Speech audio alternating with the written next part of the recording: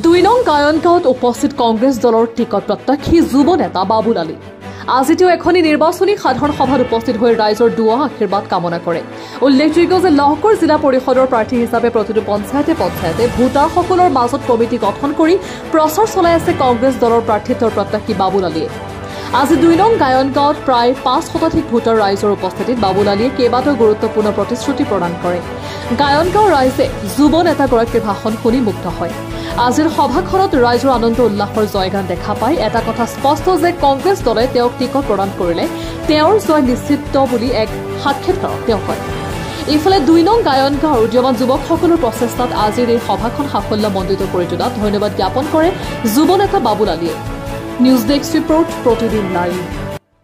দেখা যায় আজি প্ৰাৰ্থীৰ প্ৰত্যাশী হিসাবে দুই নং গায়নগাঁৱত আপুনি উপস্থিত হৈছে আজি কেনেকুৱা কি ক'ব আপুনি? বহুত ভাল লাগিছে। আজি আমাৰ লহকৰ জিলা পৰিষদ অন্তৰ্গত নিজিং গাঁও পঞ্চায়ত এখিনি সভা কৰিলোঁ। সভাত আমাৰ সাধাৰণ ৰাইজৰ উৎসাহ তথা সাধাৰণ ৰাইজৰ দোৱা আশীৰ্বাদ সমৰ্থন দেখি সঁচাকৈ মই বহুত গৌৰৱ অনুভৱ কৰিছোঁ যে আমি এনেকুৱা এখন পিছপৰা গাঁৱৰ পৰা প্ৰাৰ্থিত্ব প্ৰত্যাশী হিচাপে ওলাই অহাত আমাৰ ৰাইজে যেনেকৈ সঁহাৰি জনাইছে তাক লৈ মই অতিকৈ সন্তুষ্ট। আৰু চৰকাৰে নিৰ্বাচনখন পিছুৱাই দিছে যদিও আমাৰ সমাজত কিন্তু ভোটাৰ ৰাইজৰ এইবাৰ পঞ্চায়ত নিৰ্বাচন উপলক্ষে যি উৎসাহ দেখিছোঁ সেয়া আপোনালোকে অনুভৱ কৰিব পাৰিছে।